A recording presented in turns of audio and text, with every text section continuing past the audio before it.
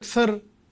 قرآن کی قسم اٹھا رہے ہیں اور قرآن کو اٹھا لینا اپنے آپ کو سچا ثابت کرنے کے لیے، اور سامنے والی پارٹی کو بھی پتہ ہوتا ہے یہ جھوٹ ہے، لیکن پھر بھی لوگ اپنی عزت بچانے کے چکر میں اللہ ماشاء اللہ لیکن وہ پھر بھی اٹھا لیتے ہیں۔ ایسے میں وٹنس ہوں ایسے بہت سارے واقعات کا جنہوں نے اٹھایا اور ہمیں پتہ ہے کہ جھوٹا اٹھایا ہے، لیکن ہم ظاہر قرآن کی تعظیم کے لیے ہم اسے اب سچا مان لیں گے۔ ٹھیک ہے بھائی، آپ کیا سمجھتے ہیں یہ گھریلو مسئلے پہ قرآن مجید کی قسمیں اٹھا لینا اور قرآن مجید کو لے آنا بیچ میں؟ دیکھیں، اگر تو کوئی شخص ڈیمانڈ کرتا ہے نا کسی سے کہ تم قرآن اٹھا کے گواہی دو اس معاملے میں اور میں تمہاری گواہی کو تسلیم کر لوں گا، تو اس میں کوئی ممانعت نہیں ہے، کسی کے نزدیک بھی نہیں ہے۔ ظاہر ہے کہ اللہ تعالیٰ کی کتاب کی ایک رسپیکٹ ہے نا، اور یہ شروع سے نارمز رہی ہیں عدالتوں کی، اس میں کوئی حرج والی بات نہیں ہے۔ مسئلہ ہے جھوٹا قرآن اٹھانا۔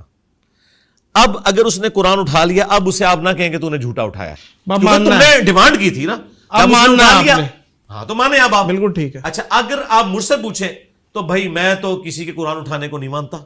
میں تو کہوں گا بھائی دلائل کے مطابق فیصلہ کیا جائے،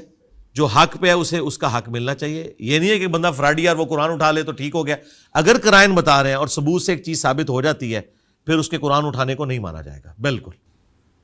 لیکن چونکہ لوگ خود ڈیمانڈ کرتے ہیں نا کہ یہ قرآن اٹھا لے میں مان لوں گا، تو پھر اسے اب پیچھے نہیں ہٹنا چاہیے۔ لیکن قرآن اٹھانا اس چیز کی دلیل نہیں ہے کہ عدالت اسے قبول کر لے کہ چونکہ اس نے قرآن اٹھا لیا، اگرچہ سی سی ٹی وی کیمرے میں یہی موبائل چوری کرتے ہوئے نظر آ رہا ہے،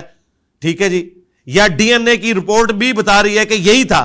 تو چونکہ اس نے قرآن اٹھا لیا تو مان لوں، اس کی کوئی قرآن کے اعتبار سے یہ تو توہین کرنا ہے قرآن پاک کی۔ اچھا، اگر نوکری کے لیے رشوت دینا ضروری ہے تو نوکری بھی چاہیے، ایسی سچویشن ہے، رشوت ہے، ظاہر رشوت ہے، تو کیا کیا جائے ایسی اگر آپ میرٹ کے اوپر آتے ہیں اور صرف اس وجہ سے رہ جاتے ہیں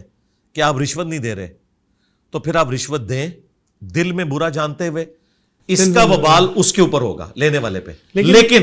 ایسی نوکری آپ نے رشوت سے نہیں لینی کہ جو آپ میرٹ پہ نہیں آ رہے، وہ حرام ہوگا۔ وہ ہر بندہ یہی سمجھتا ہے علی بھائی کہ میں تو اس کا حقدار ہوں۔ نہیں، میرٹ وہ جیسے دیکھیں جب ایک لسٹ لگتی ہے، لاکھوں لوگوں کے انٹرویوز ہوتے ہیں، پھر شارٹ لسٹ ہوتی ہے، پھر یہ سارے معاملات، لیکن اس حدیث کو ہم پھر کیا کریں گے، رشوت دینے والا بھی اور اس کے بعد اس کو اس پہ گواہ بھی،